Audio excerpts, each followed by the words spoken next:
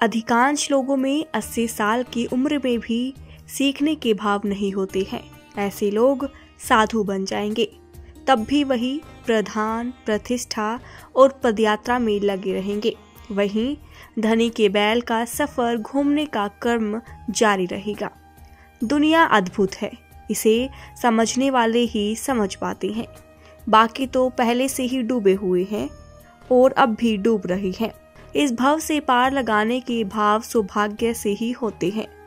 पत्नी की सेवा, पति की सेवा, परिवार की सेवा, अब कुछ सेवा अपने लिए भी कर लो। खुद को भी पार लगा लो, खुद को तैरना सिखा लो।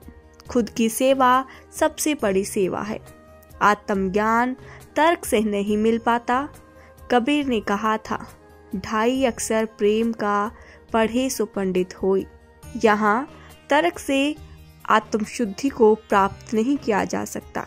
एक गुरु ने शिष्य से कहा, कल मैं तुम्हारे से एक प्रश्न पूछूंगा, तभी परीक्षा लूंगा। अगले दिन सारे शिष्य गुरु के सम्मुख हो गए। गुरु ने पूछा, कोई बता सकता है कि मेरे सिर पर कितने बाल हैं?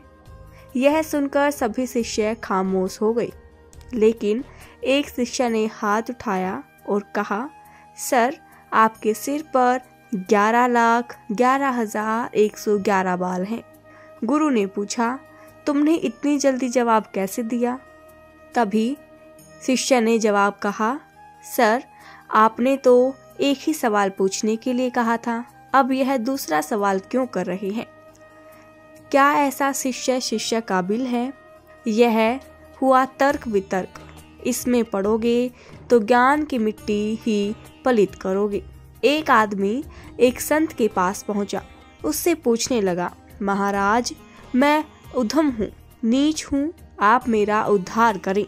संत ने कहा, पहले एक काम करो, अपने गांव में जाकर देखो, तुम्हें तुमसे भी उद्धम नीच कौन मिलता है।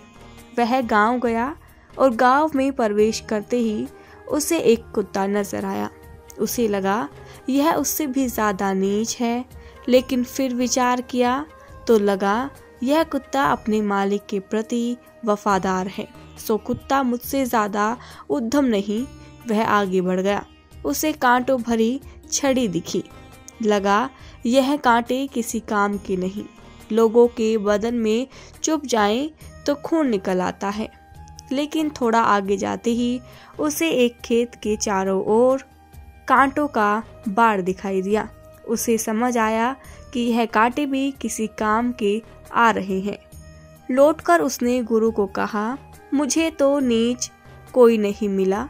गुरु ने उसे गले लगा लिया और कहा, तुम मेरे शिष्य बनने के योग्य हो।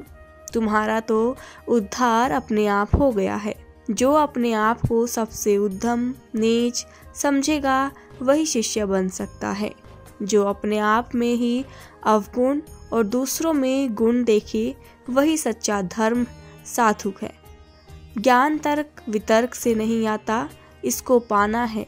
प्रभु में, प्रभु वाणी में लीन हो जाओ। इसीलिए कहा गया है, जीना यहाँ मरना यहाँ।